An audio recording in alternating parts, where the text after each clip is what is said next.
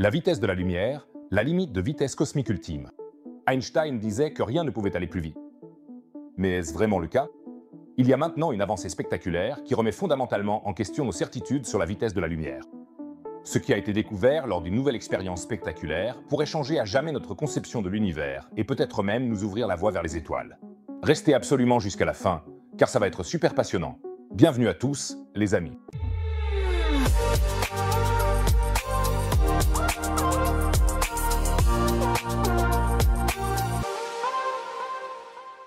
La vitesse de la lumière, près de 300 000 km par seconde.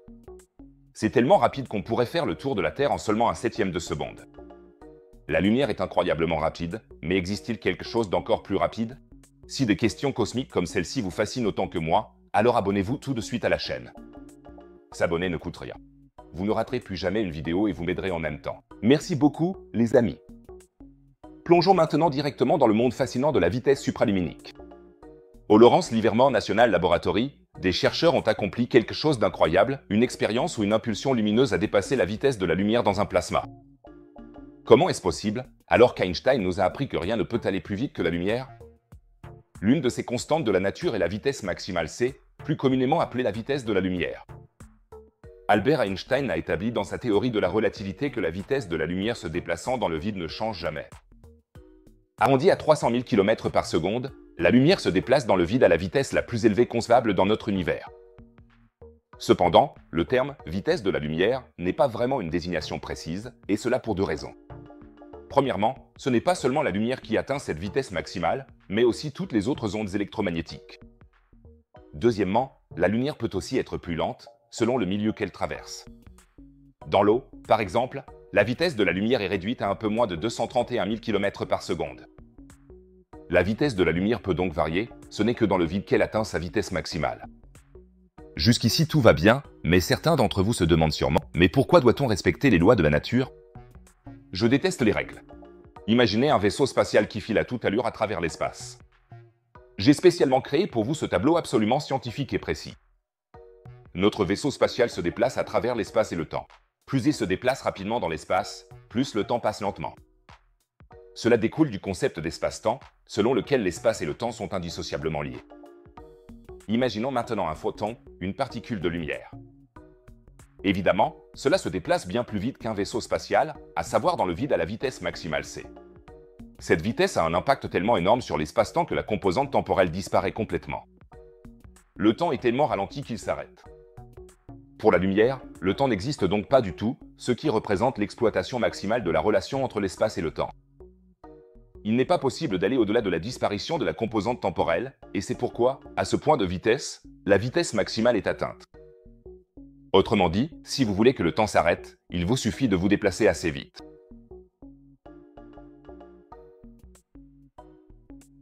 Ce sont donc des constantes de la nature qu'on ne peut pas enfreindre. Personnellement, je suis aussi très allergique aux règles, mais celles-ci, nous devons les respecter. Et bien sûr, c'est pareil pour les photons, les particules de lumière. Mais il existe des propriétés de la lumière qui ne suivent pas les mêmes règles. Des physiciens du Lawrence Livermore National Laboratory aux États-Unis ont réussi à accélérer des ondes composées de groupes de photons à une vitesse supérieure à celle de la lumière. Ça paraît incroyable et c'est aussi un peu compliqué, mais on va tout décortiquer étape par étape. Les chercheurs ont d'abord créé un plasma d'hydrogène-hélium, c'est-à-dire un mélange ultra chauffé dans lequel les électrons sont arrachés des atomes, formant ainsi un gaz ionisé. Vous connaissez sûrement le principe de base grâce à ces jolies boules à plasma qui étaient super à la mode dans les années 80. Pour créer le plasma, les chercheurs ont bombardé le mélange d'hydrogène et d'hélium avec un faisceau laser polarisé. Ensuite, ils ont dirigé un deuxième faisceau laser sur le plasma et, précisément à l'endroit où les trajectoires des deux faisceaux se croisaient, la seconde impulsion laser a ralenti en réaction à une modification de l'indice de réfraction du plasma. Autrement dit, le ralentissement a été causé par l'interaction entre les deux lasers et le plasma. Les impulsions laser possèdent à leur tour une composante horizontale et une composante verticale, et les physiciens ont mesuré la différence de temps entre ces deux composantes du faisceau laser. En modifiant légèrement les réglages précis des deux faisceaux laser, on peut ajuster la différence de temps entre la composante horizontale et la composante verticale de l'un des faisceaux laser. Les chercheurs ont un peu joué avec le réglage des impulsions laser et ils ont découvert qu'ils pouvaient ainsi réduire la vitesse de l'un des lasers de 0,995 c, donc presque la vitesse de la lumière, de moins 0,34 c ou l'augmenter jusqu'à 0,12 c. Je ne suis pas très bon en maths, mais si on fait le calcul, 0,995 c plus 0,12 c, on obtient une valeur supérieure à c supérieure à la vitesse maximale c, supérieure à la vitesse de la lumière. La pointe de l'impulsion se déplace plus vite que c. Et maintenant? Est-ce qu'Einstein est complètement réfuté maintenant? Toutes ces théories sont-elles à jeter? La physique telle qu'on la connaît ne vaut-elle même pas le papier sur lequel elle est écrite? Pas tout à fait. Parce qu'ici, on parle de la vitesse des impulsions lumineuses, donc de groupes entiers de photons.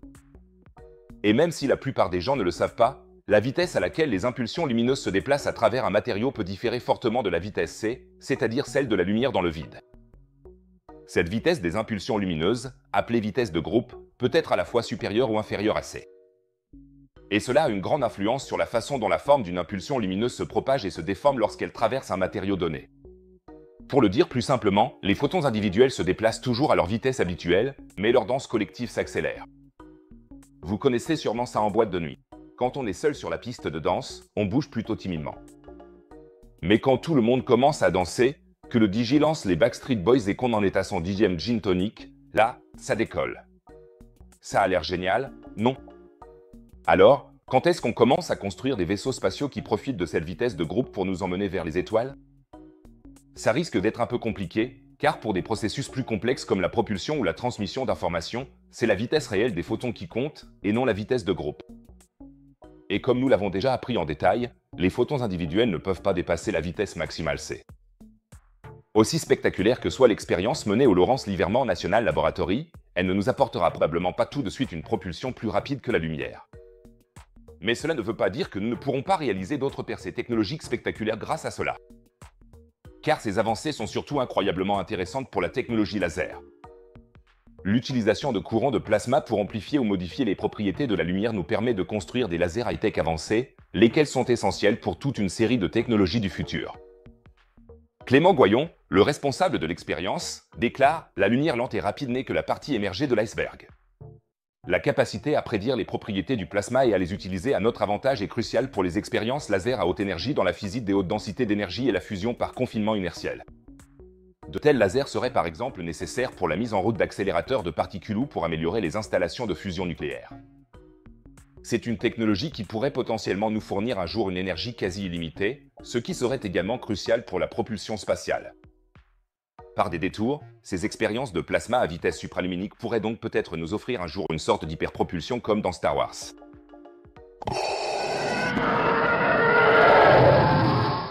Je sais, c'est un sujet plutôt complexe et délicat.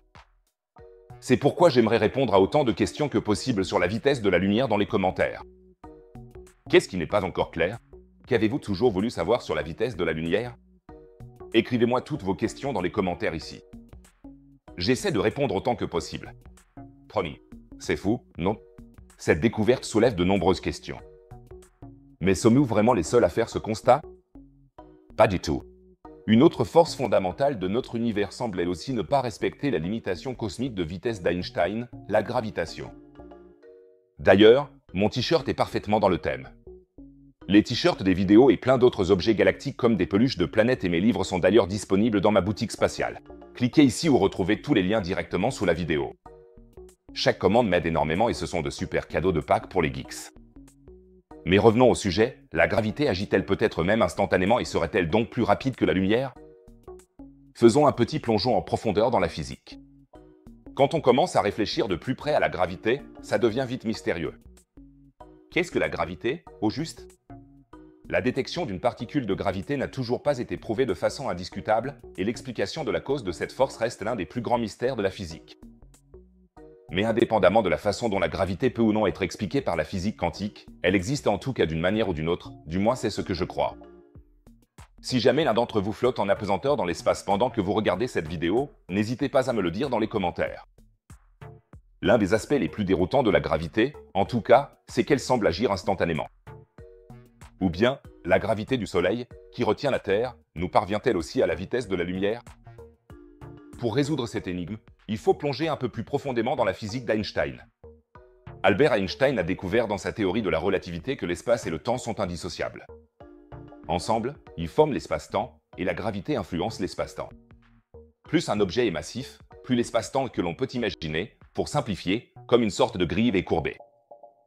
Vous aussi, rien que par votre poids, vous influencez l'espace-temps. Cela ne veut bien sûr pas dire que vous êtes gros. Une autre découverte importante d'Einstein était qu'il existe une vitesse maximale dans le cosmos. On l'appelle la vitesse c. La théorie de la relativité affirme que la vitesse de la lumière se déplaçant dans le vide ne change jamais. Avec environ 300 000 km par seconde, la lumière possède la vitesse la plus élevée atteignable dans l'univers. Et d'ailleurs, cela ne concerne pas seulement la lumière, même si l'on parle couramment de vitesse de la lumière, mais aussi toutes les autres ondes électromagnétiques. N'hésitez pas à m'écrire vos idées dans les commentaires. D'où viennent les lois de la nature? Quelle est la cause des lois physiques de notre cosmos? Une sorte de matrice ou quelque chose de complètement différent? Je serais très intéressé d'entendre ce que vous en pensez et j'essaierai de répondre au plus grand nombre de commentaires possible. Promis. Mais revenons maintenant à la gravité. Comment la gravité se comporte-t-elle dans cette interaction entre vitesse, espace et temps? Isaac Newton, le découvreur de la gravité, à qui, selon la légende, une pomme serait tombée sur la tête, croyait que cette force se propageait sans aucun délai. Albert Einstein, en revanche, affirme dans sa théorie de la relativité que la gravitation ne peut se déplacer qu'à la vitesse de la lumière. Alors, qu'est-ce qui est vrai? La gravité du Soleil n'agit-elle pas sur nous instantanément? Et si le Soleil disparaissait maintenant? Sa gravité disparaîtrait-elle instantanément ou faudrait-il environ 8 minutes avant que nous le remarquions? C'est en effet le temps que met la lumière du Soleil pour atteindre la Terre. Il y a quelques années, une équipe de chercheurs de l'Université de Columbia a lancé une expérience très astucieuse pour répondre une bonne fois pour toutes à cette question. Et pour cela, ils ont pu compter sur le poids lourd planétaire de notre système solaire, Jupiter. Jupiter est 2 fois plus massif que toutes les autres planètes du système solaire réunies. Il pèse donc vraiment lourd sur la balance. Est-ce qu'on fait déjà du fat-shaming planétaire? Voici à quoi ressemblait l'expérience des chercheurs. Pendant que Jupiter traversait le champ de vision, les chercheurs observaient, à l'aide de plusieurs télescopes reliés entre eux, la lumière d'un quasar, c'est-à-dire le centre actif et très énergétique d'une galaxie lointaine. La force gravitationnelle émise par Jupiter a dévié la lumière de ce quasar de façon minime. Ils ont donc utilisé Jupiter comme une lentille gravitationnelle, et à partir de cela, les scientifiques ont pu calculer la vitesse de propagation de la gravité.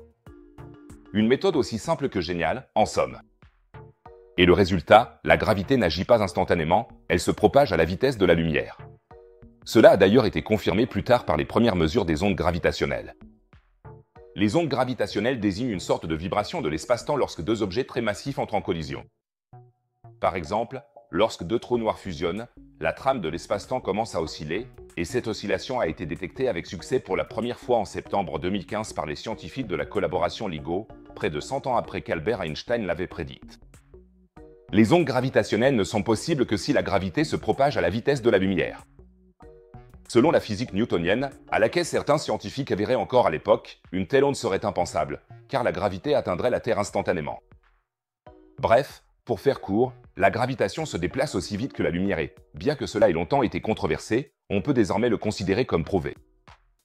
Mais il reste tout de même quelques questions qui en découlent. Par exemple, si c'est le cas, pourquoi la lumière ne peut-elle pas s'échapper d'un trou noir? Mais la gravitation, elle, le peut. Cela repose cependant sur une idée fausse du trou noir. En effet, le trou noir n'émet pas de gravitation depuis son intérieur, mais le trou noir est lui-même le champ gravitationnel. Autrement dit, la gravitation n'a même pas besoin de quitter le trou noir. Le trou noir en soi est un champ gravitationnel figé. La gravitation peut être statique, les ondes gravitationnelles sont aussi rapides que la lumière. Après cette digression sur la vitesse de la gravité et de la lumière, j'ai pensé au film Interstellar, dans lequel l'idée est présentée qu'il existe une force encore plus puissante et plus rapide dans l'univers, l'amour. En effet, même la courbure de l'espace-temps ne peut l'arrêter. Et c'est pourquoi, voici encore une belle citation pour vous, qui, soi-disant il faut toujours rester prudent, viendrait d'Albert Einstein. On ne peut pas rendre la gravitation responsable du fait que les gens tombent amoureux. Comment diable peut-on expliquer un phénomène aussi important que le premier amour avec les moyens de la physique? Posez votre main 1 minute sur une cuisinière et cela vous semblera durer 1 heure. Asseyez-vous 1 heure avec cette fille géniale et cela vous semblera durer 1 minute, ça, c'est la relativité. J'espère que votre cerveau fume déjà pas mal. Cela nous amène à l'une des particules les plus mystérieuses de la physique, le tachyon. Ces particules théoriques sont censées traverser en permanence notre univers à une vitesse supérieure à celle de la lumière. Longtemps, ils ont été considérés comme de pures spéculations, mais les recherches les plus récentes suggèrent qu'ils pourraient exister et que la lumière n'est en fait pas la chose la plus rapide qui soit. Même des particules sans masse comme les photons n'atteignent que cette vitesse et ne peuvent pas la dépasser. Mais, Personne n'est parfait, même pas Einstein. Et c'est ainsi que des physiciens ont découvert une faille dans la théorie de la relativité d'Einstein, qui permet théoriquement l'existence de particules dont la masse au carré est négative. De telles particules se déplaceraient toujours plus vite que la lumière. De plus, certains modèles mathématiques, comme la théorie des cordes, montrent que de telles particules supraluminiques pourraient être possibles dans certaines conditions. Ces particules théoriques sont appelées tachyons. Pour le dire encore plus simplement, les propres calculs d'Einstein offrent en quelque sorte une porte dérobée involontaire qui permet, sur le plan mathématique, l'existence de particules plus rapides que la lumière. Et ces particules potentielles ne pourraient pas non plus être ralenties jusqu'à la vitesse de la lumière ou en dessous, car cela nécessiterait une quantité d'énergie infinie. On pourrait donc dire qu'un tachyon en a vraiment sous le capot. Mais il y a toujours eu des problèmes avec l'hypothèse des tachyons, car même si les équations de champ d'Einstein semblent rendre leur existence possible, d'autres facteurs posent quelques obstacles en pratique. Au moins 2 problèmes majeurs restent non résolus jusqu'à présent. Premièrement, l'énergie négative. L'énergie du tachyon pourrait, dans certaines conditions, prendre des valeurs négatives, ce qui ne semble pas particulièrement plausible selon la théorie physique courante. Et deuxièmement, le vide instable. Le champ de tachyon serait instable à l'état fondamental, ce qui déclencherait une sorte d'avalanche de ces particules plus rapides que la lumière. Mais à présent, un nouveau travail de recherche mené par des physiciens de l'université de Stockholm fait grand bruit dans le monde scientifique, car ils affirment avoir résolu le problème des tachyons. Les physiciens déclarent « Nous montrons que ces problèmes sont causés par une représentation erronée du groupe de Lorentz dans un espace de Hilbert trop restreint. » Espace de Hilbert, groupe de Lorentz. Je pense qu'il faut d'abord clarifier quelques notions pour comprendre ce que les chercheurs ont découvert. L'espace de Hilbert est un espace mathématique qui décrit les états possibles d'un système en physique quantique. On peut l'imaginer comme une grande pièce où tous les états possibles d'une particule ou d'un champ peuvent exister. Le groupe de Lorentz, quant à lui, décrit les symétries de la théorie de la relativité restreinte, c'est-à-dire comment les lois physiques se comportent lors de mouvements et de rotations dans l'espace. Ce groupe nous aide à comprendre comment les particules et les champs changent selon différentes conditions. Je sais, tout ça est super compliqué, et si, comme moi à l'époque, vous passiez votre temps à aller chercher de la craie pendant les cours de physique, ça ne rend pas les choses plus simples non plus. Mais on peut en gros dire que les physiciens supposent dans leurs travaux que toutes les controverses jusqu'à présent concernant les tachyons sont dues au fait que notre compréhension des processus quantiques est incomplète. Selon eux, le point clé est la nécessité de prendre en compte non seulement l'état initial, mais aussi l'état final du système lorsqu'on décrit le comportement des tachyons. Et maintenant, ça devient vraiment dingue, parce qu'on va parler de voyage dans le temps. Le chercheur impliqué, André Dragan, affirme que l'idée selon laquelle le futur peut aussi influencer le présent, et pas seulement l'inverse, n'est pas du tout nouvelle en physique. Mais jusqu'à présent, cela était au mieux considéré comme une interprétation non orthodoxe de certains phénomènes quantiques. Donc, pour vraiment plonger dans le royaume des tachyons, ce qui, soit dit en passant, serait un titre fantastique pour un roman de science-fiction, il est nécessaire d'abandonner notre perception linéaire habituelle du temps. J'espère que vous êtes prêts pour ça, les amis. Imaginez un film que l'on pourrait regarder aussi bien depuis le début que depuis la fin, et même si on le regarde à l'envers, de la fin jusqu'au début, l'intrigue reste logique et complète.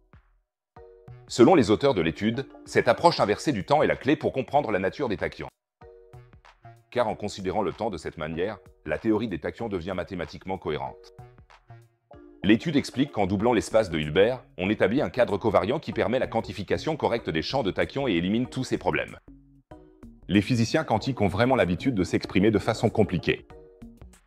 Ce qu'ils veulent dire, c'est qu'en introduisant ce principe du temps inversé d'en gros, regarder le film à l'envers, cela permet d'intégrer les particules plus rapides que la lumière dans la théorie quantique des champs. Et maintenant, ça devient encore plus fou, la nouvelle théorie offre aussi des perspectives surprenantes pour comprendre d'autres phénomènes de la mécanique quantique, en particulier la mystérieuse connexion entre les particules, connue sous le nom d'intrication quantique. En physique quantique, 2 particules peuvent être intriquées et réagir instantanément l'une à l'autre, peu importe la distance qui les sépare. Supposons que je sois imbriqué quantiquement avec un four à pizza. Et que ce four à pizza se trouve à 10 millions d'années-lumière d'ici. Si quelqu'un y faisait cuire une pizza, je percevrais immédiatement l'odeur, malgré les 10 millions d'années-lumière qui nous séparent. C'est ça, l'intrication quantique, et c'est absolument dingue. Jusqu'à présent, on pensait que cette connexion n'était possible qu'entre des particules présentes au même moment. Mais la nouvelle théorie suggère la possibilité d'une intrication entre le passé et le futur, ce qui tisse les réalités dans une étrange boucle temporelle. Les particules peuvent être intriquées non seulement dans l'espace, mais aussi dans le temps. Cela me rappelle fortement le film Interstellar, où il est aussi question d'une connexion spatio-temporelle qui existe à l'intérieur d'une mystérieuse boucle temporelle. Dites-moi en commentaire si vous avez vu le film et si vous l'avez complètement compris. Donc, ces nouveaux calculs en physique quantique suggèrent que les tachyons, plus rapides que la lumière, pourraient réellement exister. Et ce serait évidemment rien de moins qu'une véritable révolution physique. Mais comme toujours, tout le monde n'en est pas convaincu. Le physicien Krzysztof Joskowski de l'Institut de recherche fondamentale de Séoul considère la nouvelle étude comme erronée et déclare « La description quantique de leur interaction n'a aucun sens ». Les équations ajustées issues de la boîte à outils standard de la théorie quantique des champs conduisent à un comportement non physique. Alors, qu'en pensez-vous? Les tachyons existent-ils? Peut-on imaginer des particules plus rapides que la lumière? Ou est-ce que c'est complètement absurde du point de vue de la mécanique quantique? Je suis très curieux de connaître votre avis. N'hésitez pas à partager toutes vos réflexions dans les commentaires ci-dessous. L'idée de particules voyageant plus vite que la lumière est déjà suffisamment impressionnante. Mais que se passerait-il si nous avions des preuves qu'il existe réellement dans le cosmos des phénomènes qui se déplacent à plusieurs fois la vitesse de la lumière? C'est précisément ce qu'a découvert le télescope spatial Hubble en observant une collision d'étoiles à neutrons. Des ondes d'énergie qui semblent foncer à travers l'univers à 7 fois la vitesse de la lumière. Comment est-ce possible? Regardons ça de plus près. Les étoiles à neutrons sont des objets tellement denses qu'une seule cuillère à café de l'une de ces étoiles pèserait des millions de tonnes sur Terre. Cela fait des étoiles à neutrons parmi les objets les plus denses de l'univers. Ce sont les noyaux restants d'étoiles mortes. Et ici, vous voyez une étoile à neutrons comparée à la région autour de Hanovre. Pourquoi Hanovre, d'ailleurs? Ces machins ne sont donc pas particulièrement grands, mais ils sont incroyablement denses et lourds. Et cela s'accompagne d'une gravité gigantesque.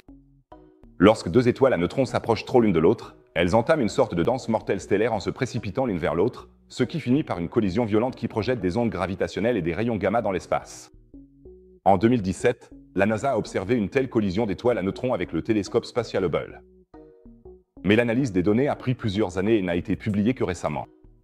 L'événement observé porte le nom très facile à retenir de GW170817. Les astronomes n'ont vraiment aucun talent pour donner des noms. Lors de cet événement, deux étoiles à neutrons sont donc entrées en collision. Les professionnels parlent aussi de fusion binaire d'étoiles à neutrons. Cela semble très abstrait, mais il y a derrière quelque chose d'incroyable. La collision n'a pas seulement émis des ondes gravitationnelles, c'est-à-dire fait vibrer l'espace-temps lui-même, mais elle a aussi donné naissance à un trou noir. Autour du trou noir s'est alors formé un disque en rotation, appelé disque d'accrétion, dans lequel s'est accumulée de la matière capturée par la gravité du trou noir. Dans un tel disque d'accrétion, une quantité d'énergie extrêmement élevée est produite, et il peut arriver que cette énergie soit libérée dans l'espace sous forme d'éruptions violentes, appelées JETs. Et la NASA a réussi à analyser précisément ces fameux JETs issus de la collision des étoiles à neutrons.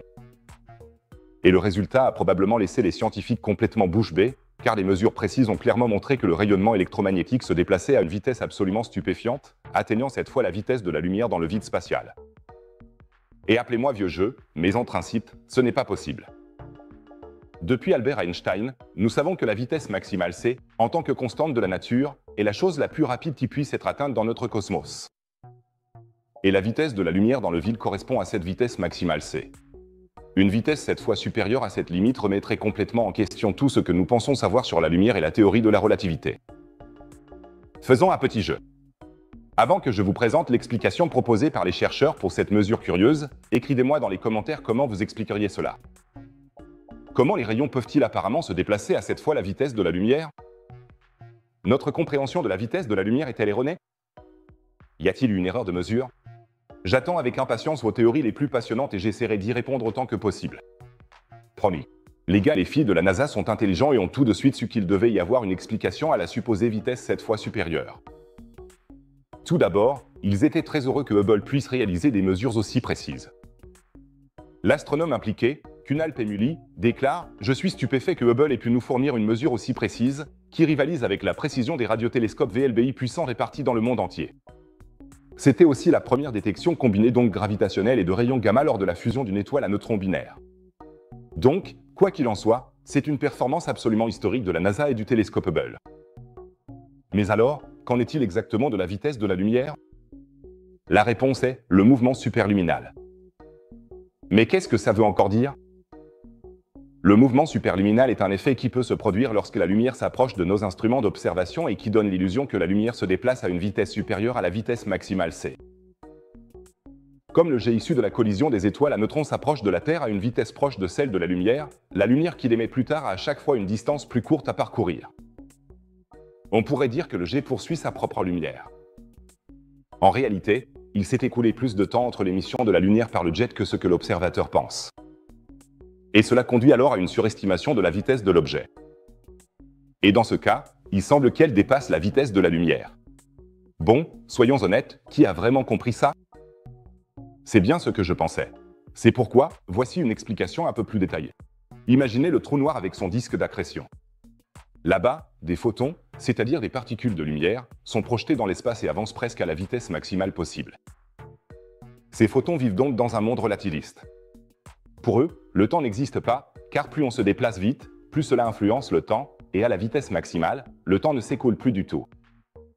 Les ondes de rayonnement qui nous parviennent de la collision des étoiles à neutrons se déplacent presque à la vitesse maximale. Le temps ne s'écoule donc quasiment plus pour elles. Cela signifie qu'un photon émis là-bas aujourd'hui atteindra la Terre à peine plus tôt qu'un photon qui ne sera émis que dans un mois. En effet, pour ces photons, des catégories comme aujourd'hui, la semaine prochaine ou dans un mois n'existent tout simplement plus à cause de leur vitesse.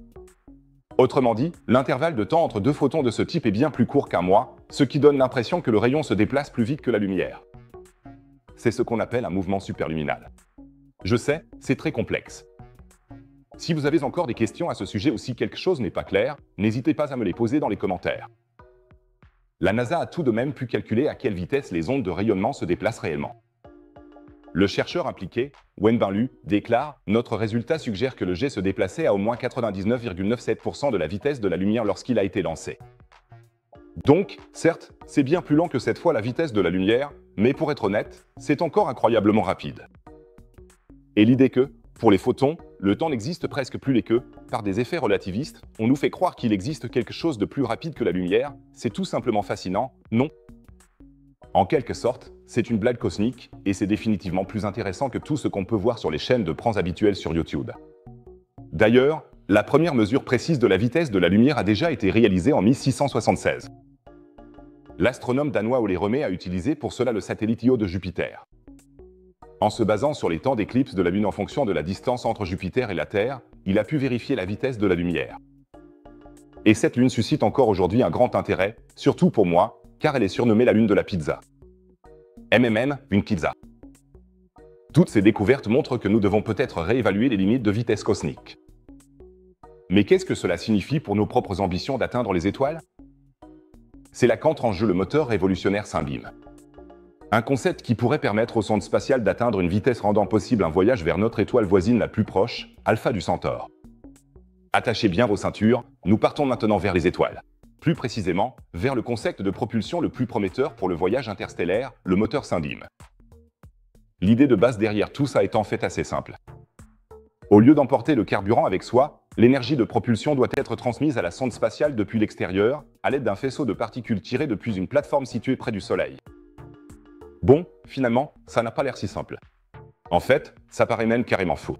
Mais le concept a du potentiel, car avec cette propulsion par faisceau d'électrons, une sonde spatiale de plusieurs tonnes pourrait être accélérée jusqu'à 10% de la vitesse de la lumière. Cela permettrait d'atteindre Alpha du Centaure en seulement 40 ans, au lieu de 40 000 ans avec des propulseurs conventionnels. Petite question quiz pour vous, combien de temps faudrait-il à Voyager 1 pour atteindre le prochain système stellaire? Quand arrivera-t-elle à la prochaine étoile? Écrivez vos pronostics dans les commentaires maintenant. La réponse s'affichera à la fin de la vidéo, en bas de l'écran. Je suis curieux de voir qui sera le plus proche de la bonne réponse. Oui, avec la propulsion Sunbeam, Alpha du Centaure serait donc à portée d'une vie humaine. Mais comment cela est-il censé fonctionner exactement? Le cœur du moteur Sunbeam est une plateforme stationnaire près du Soleil, appelée un statite. Il flotte là-bas, pratiquement immobile dans l'espace, en exploitant la pression de radiation du Soleil et son champ magnétique. Depuis ce statite, un faisceau concentré d'électrons relativistes est alors tiré, c'est-à-dire des électrons accélérés à une vitesse proche de celle de la lumière. Ce faisceau d'électrons frappe ensuite la sonde spatiale et lui transmet son impulsion. Ainsi, la sonde est continuellement accélérée, sans avoir besoin d'emporter son propre carburant. Plus le faisceau agit longtemps sur la sonde, plus elle va vite. Avec la bonne technique, on pourrait ainsi atteindre une vitesse de 30 000 km par seconde. 10% de la vitesse de la lumière. Attendez une seconde, vous vous dites peut-être, comment un tel faisceau d'électrons pourrait-il rester stable sur une si grande distance? Ne devrait-il pas se disperser d'une manière ou d'une autre et perdre son efficacité? Bonne question. En fait, c'est l'un des aspects les plus ingénieux de tout le concept. Car à des vitesses relativistes, il se produit un effet qu'on appelle le pincement relativiste. Normalement, les électrons se repousseraient mutuellement, mais lorsqu'ils se déplacent à une vitesse proche de celle de la lumière, la dilatation du temps empêche qu'ils puissent s'éloigner les uns des autres. Le faisceau reste donc concentré même sur d'énormes distances et peut transmettre son énergie à la sonde spatiale.